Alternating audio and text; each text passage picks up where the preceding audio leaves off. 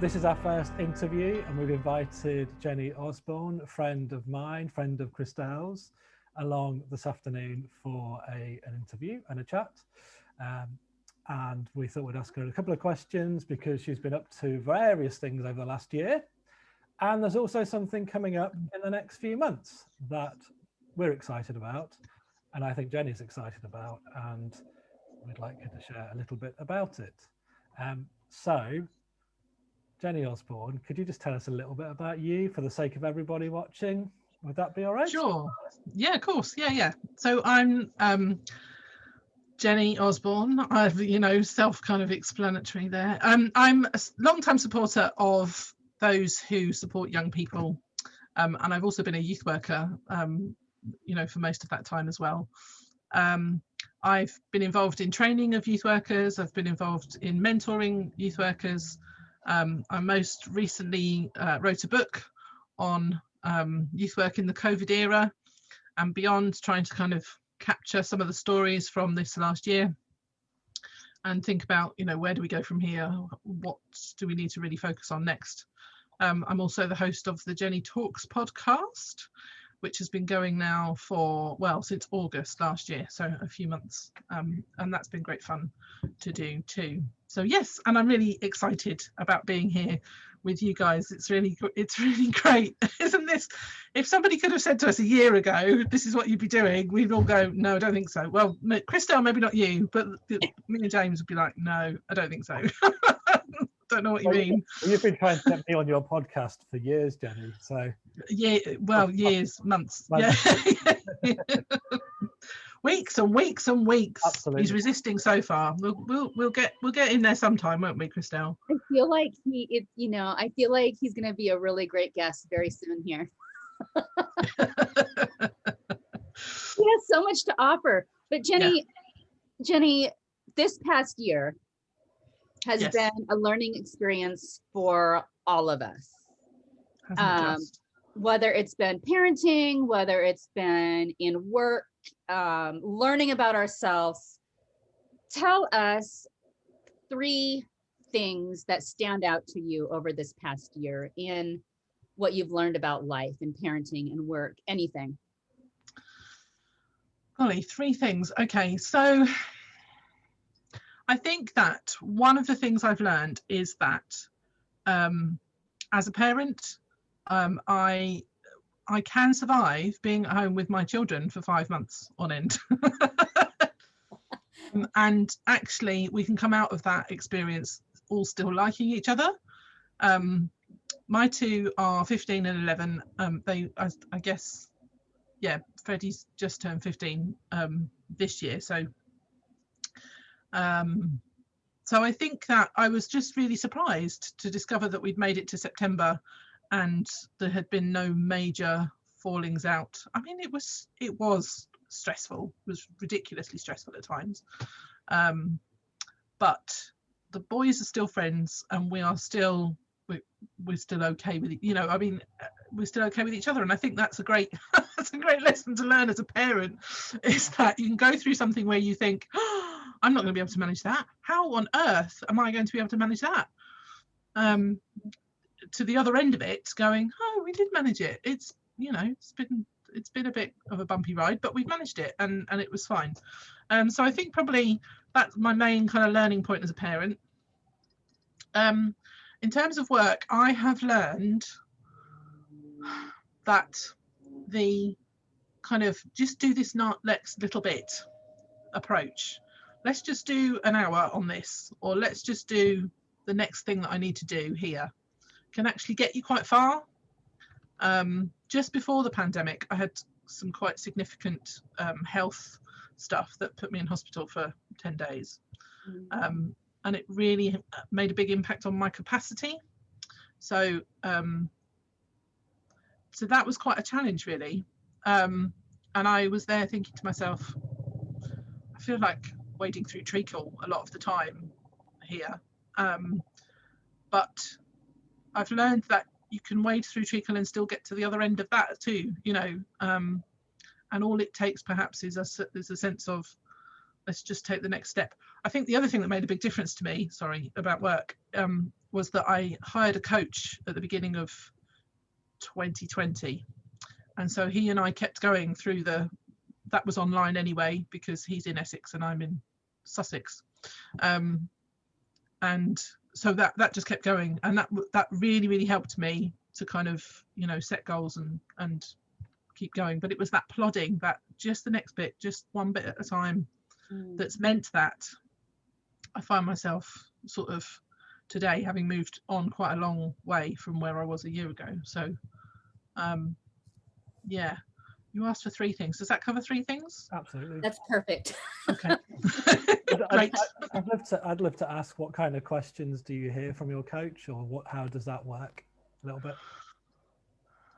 Okay, so he asks me, let's think. That's a really good question. I'll have to think about it a little bit. So it's all right. You're on Ponderings from across the pond, so you can ponder. Yeah.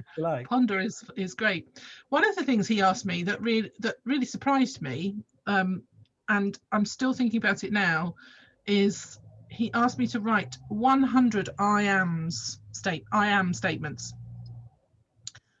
So he said, think about all the different things that you can say that you are, and start writing, and don't stop until you get to 100. I think I stopped initially at about 40. I've now got up to about 60, maybe 70. And I started off myself writing some stuff, and then I talked to some of my friends and my family and asked them, what would you say that I am? And that way sort of slowly kind of built up that list. And that's been a really interesting experience, because I think the work that we do when we work with people, we need to be doing work that kind of defines us in a way. We don't want to be defined by our work, but at the same time we do kind of want to be defined. It's that balance of actually people will want to work with us when they know who we are, and they can't know who we are until we know a bit more about who we are. So that was one of the things that really kind of struck me as really quite important. But he also asked me questions like, how are you really? Are you really okay? Is that really all right? And what are you doing now? Do you really think that's a good idea? And that kind of thing. And it's just all really helpful. It's really helpful to sit with somebody regularly and reflect on the previous month and kind of go, how's it been? What else are you doing? What are you thinking about? And all of that stuff. So yeah, that's been really great. It sounds like you're somebody who helps you say no. Yes. Well, absolutely. Expand upon that, the power of no and the power of yes. What have you learned about this with your coach? I think what I've learned is that when you say yes to something, you want to say yes with your whole heart. You need to be able to say, yes, this is something I definitely want to do. And but also your no needs to be, it needs to be clear, but it doesn't need to be just no. Just it can sound like, I'm going to check my diary and get back to you, or I'm going to talk to somebody else about this before I make a decision, or I'm a dreadful one for saying, oh, that sounds so exciting, I want to be involved, how can I be involved, let me be involved, and before I've kind of thought about it I'm knee deep in something that I then can't extricate myself from, or at least extricating is that much harder. So I've learned to kind of go, let me just think that through for a minute. That sounds like an amazing thing. I hope you do really well with it. I hope it goes really well. All those sorts of things where you're just sort of putting in a bit of space between you and the actual thing. So yeah, I think that's, I think, and I also think that for some people who are yes people, and I've been a yes person most of my life, I need to learn how to say no in a way that makes sense to me. But for somebody who's been a no person all of their life, no, I'm not doing that. No, I can't do that. No, I don't want to be involved in that. Saying yes is where the power is then, and it's where the pushing the boundary comes. So both of those things are really important. But for me, I think it's the learning how to say no that's been the most freeing, really. The most kind of, oh, I don't have to say yes to everything. Oh, some stuff can happen that doesn't involve me. So yeah. One of the things you said yes to, and one of the things you can add to the I am list, is I am Jenni Osborn and I am an author. So can you tell us a bit about how that came to be, and what that's been like writing during the pandemic, and what it's like now being published? Yeah. My author journey started with a conversation with you, James. I know. I'm trying to think how long ago it was. It was. I think it was 2019, wasn't it? That's you. It was. Yeah. And it started with a conversation about women writing in youth ministry circles and textbooks in particular. And we had a big old rant about it, and then you said to me, you should write a book, and I think you might have put it in capital letters in the text message, and I started crying because it just sort of it prodded me in a way that, or in a particular kind of area of my life where I'd always thought, I want to be a writer, I want to write, and I do write. I was a writer anyway. I was producing blog posts and all that sort of stuff. And then somebody else, we were having part of that conversation on social media, weren't we? And somebody else came along and said, why don't you write for this particular set of books that she was in charge of, Sally Nash? And so that's what she did. She offered me an opportunity to write for Grove Books, which are a faith-based Christian kind of publishing house, really, who publish across different streams. And she asked me to write for the youth stream, and I wrote a booklet about young people and mental health that came out in October of that year. So I wrote it, and it was published really quite quickly. And that was a great process. I loved it, absolutely loved it. It was 9,500 words. That's a lot more words than I had written for a long time. So I went for it and just really enjoyed the process. So then, where are we now? So it was then in the back of my mind as we went through into 2020 that I'd quite like to do that again. How was I going to do it? Not sure. And it took a little while really for it to kind of percolate through. But I ended up talking to another friend about the possibility of writing again. And he is quite well versed in the Christian publishing world. And so he said to me, I'll help you with this. So I ended up with a book kind of outline that was about, I wanted to tell the story. I wanted really to tell the story of youth work in the UK during the COVID era. And I wanted to include projects from across the spectrum, not just looking at Christian or faith-based youth work, but actually looking at charity youth work that or secular, what we used to call secular, and statutory. There isn't much that is statutory now, really, but it's still there. It's just not council funded. And then also, there are lots of other charities that are operating from a non-faith kind of perspective. So I wanted to kind of bring that wide spectrum into play, and so that's what I've done. And I've gone the self-publishing route with that because it felt like it was a story that needed to be told quite quickly. And often with big publishing houses, it takes a while for the sort of the wheels to turn, as it were. So yeah, and I found myself publishing that. I started writing in it was the beginning of November last year, and I published it at the beginning of February this year, which is bonkers. That's a bonkers turnaround. And I think if I'd really, or next time, having learned the process now, next time I will give myself a little bit more time, I think, because that did feel quite rushed, and I did end up completely crashing after the book published for about a week and a half. But it was it's been a really good experience that I have really enjoyed. Now, the interesting thing, the part of that question that you just asked that's most interesting is how does it feel to be a published author? Because I've realized that there is somehow a line.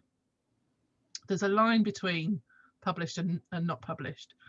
And I don't like that there's a line, but I think it is there. And it's really interesting to be the other side of that line in a more, this, you know, the growth booklet was a sort of, it was very much a kind of springboard, if you like, I suppose. And it definitely gave me a feel for, this is something that I want to do more of. But I didn't necessarily feel like a published author. But this time around, I feel that that's much more of a thing. And I don't quite know how it feels, really, to be completely honest with you.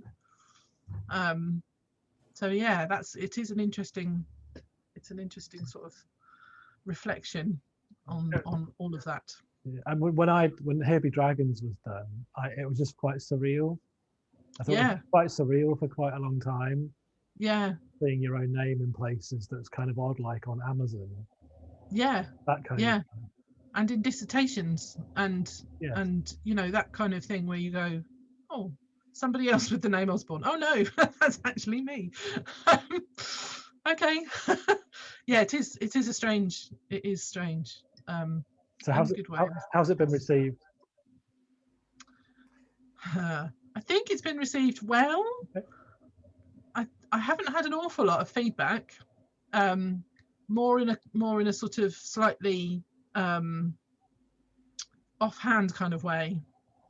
So I've seen a couple of people recommend it on Twitter to others, which I kind of think, well, if other people are recommending it, then it's got to be, you know, it's got to be good. So and I've had an absolute slew of orders in the last couple of days, so obviously some of those recommendations have worked. So I think it's been received fairly well. Yeah, and I've been on interviews and I've been on podcasts and I've talked about it on my own podcast for the last few weeks, and all of that seems to be kind of received quite well too. So I think it's been all right. I want to ask about the collaboration part of the book, because you included quite a few youth projects in there. Tell us a little bit about that process, how you selected who you selected, why, what this means to you and to them, and for youth work in the UK in general? Yeah, that's another really good question. So again, I was really keen that it should be collaborative, that it would feel like I'm through me, really. And so that was something I was really keen on. How did I select? I kind of did the thing that I normally do and put out a plea on Facebook and Twitter and saying, anybody? And so they self-selected, really. There was one organisation that I kind of think I would have liked to include, and that was the Boys Brigade. But unfortunately, I just didn't hear from anybody in the right kind of time frame. So I knew I had a really tight time frame. I already knew that as I started writing. And so I now just put out a plea a couple of times. Can anybody help me? I divided it up into chapters by that point, and they were on different themes of the different types of youth work. So there's a chapter on detached youth work, there's a chapter on schools work, there's a chapter that looks particularly at church-based youth work. There's one that's Christian charity run youth work. There's another one that is kind of non-faith-based charity youth work. And then I was going to do a chapter on uniformed organisations, which is where the BB would have come in, but it ended up being a little bit more, a bit wider scope and talking about youth work that happens outdoors. And I ended up including the West Yorkshire Fire and Rescue Service in that one, which was the most random, I'd never even thought of a fire and rescue service running youth work programs.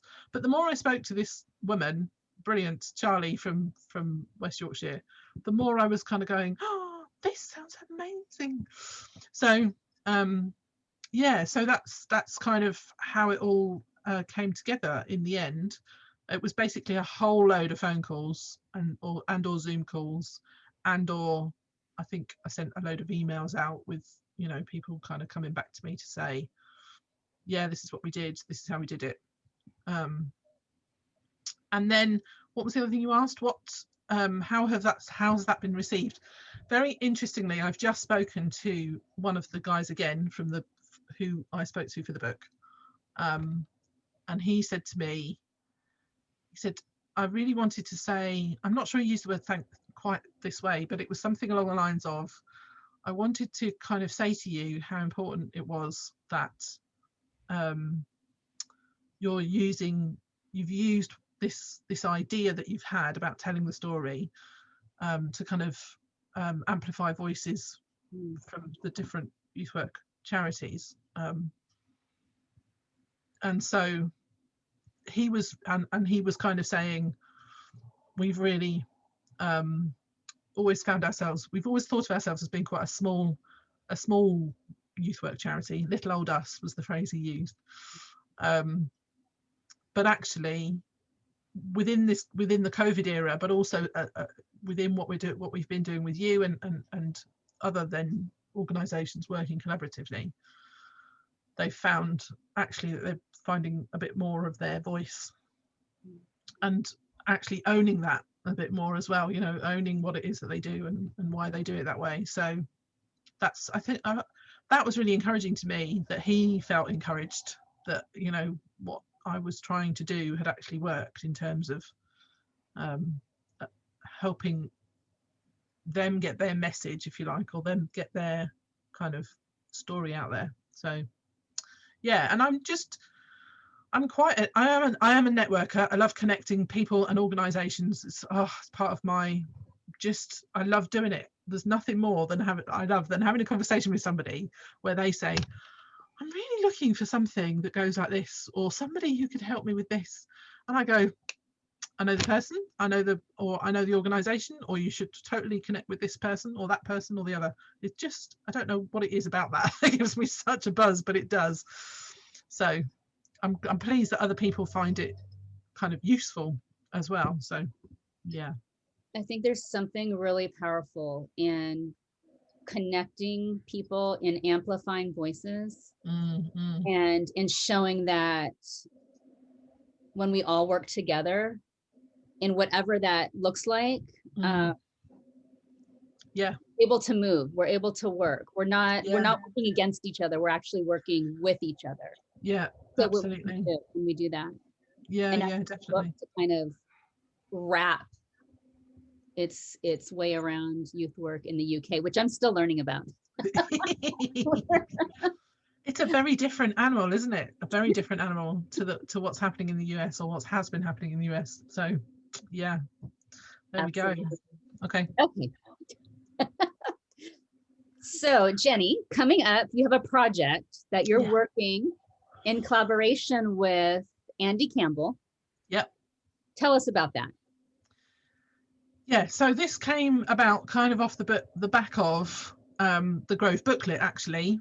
There was a project that I mentioned in that, which never really got off the ground for various reasons, including the health stuff that I sort of talked about earlier. And so, but Andy read the book recently and said to me, I feel like there's some work that we could do here on a mental health kind of on a mental health ticket, if you like, actually kind of encouraging young people in particular to reflect back on the last year. It has been the strangest year that anybody can remember, you know. It's just bonkers. And I think at the moment we're on this pathway in the UK in particular. I don't know about you in the US. I guess it's perhaps different in different places around in different states maybe for you guys, Yeah. but we are on this pathway kind of out of lockdown 3, as it was for us in England, and everybody's kind of chomping at the bit to kind of get going and be a bit like, we've got to return to normal, everything's going to return to normal. And yeah, it might but it also might not, and also, are we just going to sweep what's happened under the rug and never mention it ever again and go back to whatever normal was? And and Andy and I both feel quite kind of passionately that we shouldn't do that.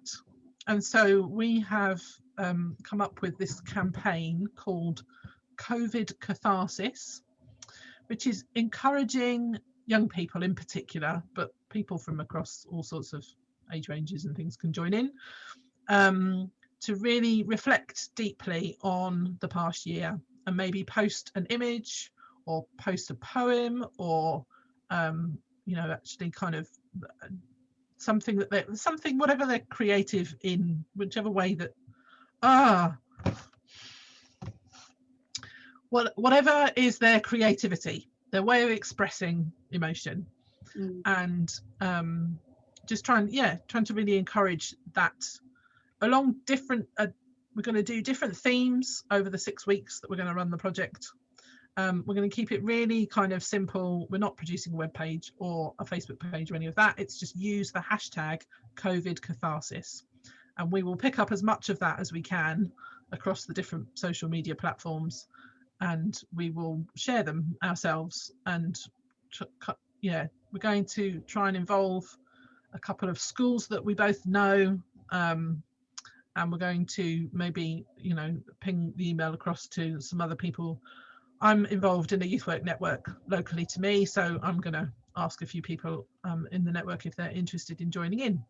So that's where we're coming from on there, recognizing that this last year has been just a whole mess of emotion, from deep sense of loss and grief, either over loved ones who've gone or over experiences that we've missed out on, and also just the sheer mind-numbingly boredom that comes with staying at home all the time. And what can you do other than go on your screen or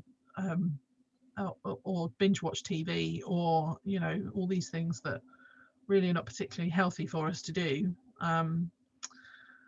But what else is there, and then for some people it's been a real time of really high anxiety, and even now as we're returning back to normal, that also can trigger kind of quite a lot of that sort of stuff. But also in amongst all of that, there's been good, because there is always good. There's a saying, isn't there, that says not every day is good, but there is something good in every day. And I think that's so true. It's so true. And teaching ourselves how to notice that good is a really important skill, but actually also being able to reflect back and say, well, actually there were things I managed to achieve in the last year that, looking back, I think, I don't think I'd have realized a year ago that would be the case. So trying to kind of hold some space for young people and others to reflect on some of those really difficult, messy and tricky emotional sort of stuff that has shaped our last year. That's what we're trying to do. Where and how can we be involved in that? Is it specifically for a certain group of people? Expand upon that. Where can we find you? Well, we're aiming it really at young people, with the recognition that mostly young people will kind of hear it from the adults in their circle. So either their youth leader, or their maybe teacher, an art teacher, or an ethics teacher, or a PSHE teacher maybe. And it's so what I'm imagining is that a young person kind of hears about it from their youth worker, and the youth worker says, just send me your photos, perhaps a photo that really represents a particular emotion from the last year.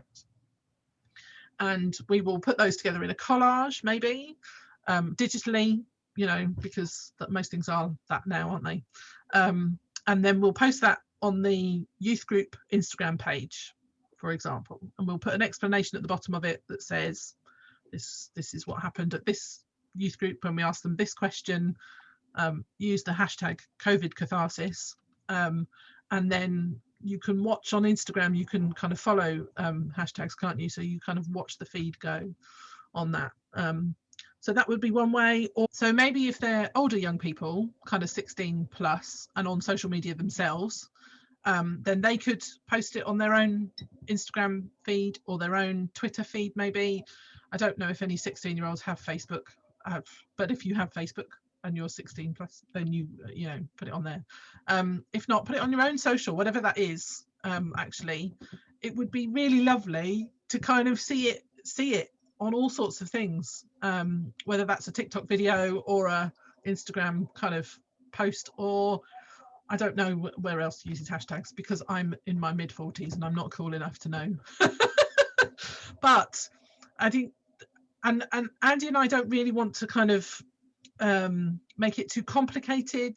No. We don't, you know, it doesn't need to be something whereby, you know, there's this big website and that needs maintaining or any of that sort of stuff, really.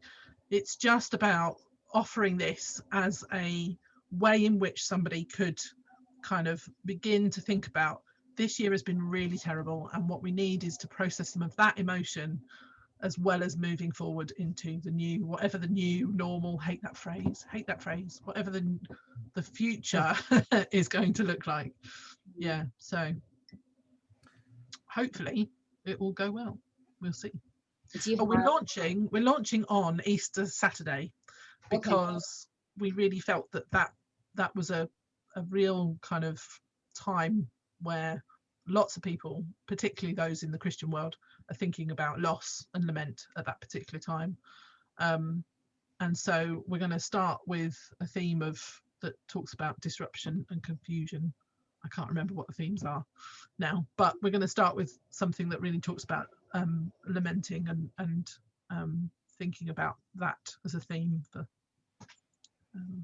Did you already mention the hashtag? Or I can mention it again.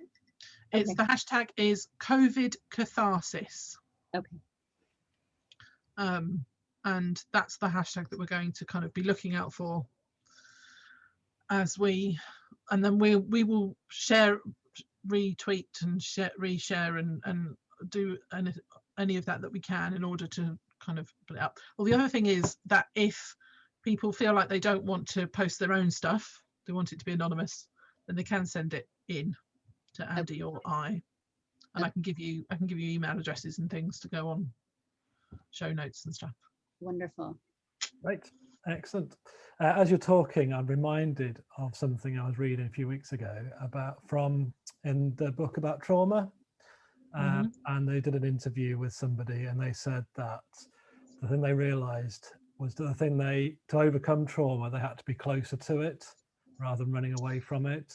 Yeah. I wonder whether this kind of sense of catharsis is to kind of name some of those things. It's to say, this was hard, this was tough, this was impossible, this was difficult, this felt like pain and grief and loss and anger and frustration and confusion, and it's easier, I think what he says in the book is to say it's easier to heal from the things that we can name and acknowledge and accept. And so that kind of sense of catharsis is it sounds like a way of processing that in a healthy way. That's certainly what the hope is, absolutely, that we can offer just a little bit, you know, even if we're not kind of trying to change the world in one sense, although we'd like to change the world, of course we would, but you know, we're not looking to be grandiose about it, just simply trying to say, yeah, that thing about you need to get a bit closer, you need to feel the emotions.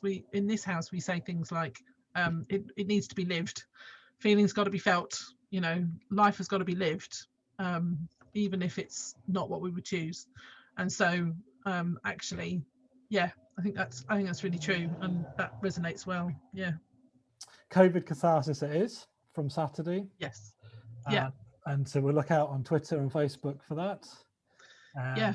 And if you are a youth worker who's in charge of young people groups, and you can pass this information on to them, we're going to put up like a manifesto for it on our websites. It'll go up on Andy's website and on my website, and we'll also obviously kind of do a pre-launch bit of social media this in the coming week. So look out for it, certainly, and yeah, go and visit our websites if you want a bit more information on it, and then you can pass that information on to your young people. That'd be great. Amazing. Fabulous.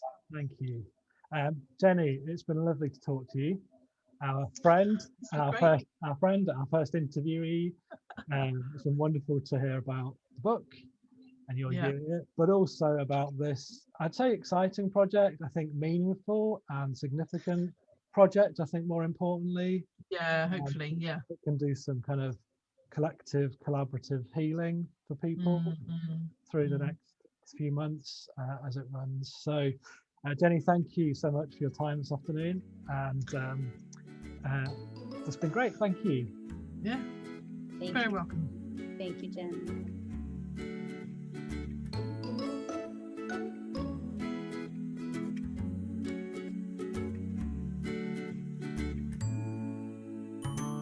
I don't know where to go with this. yeah.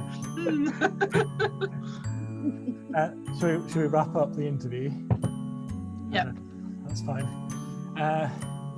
Did you say? Oh, we were talking about trauma and grief, so I need to go back into serious. Right, none of this is going on in the outtakes, though, right? We might keep some of the joint laughter moments. But carry on. Okay. Well, that's fine.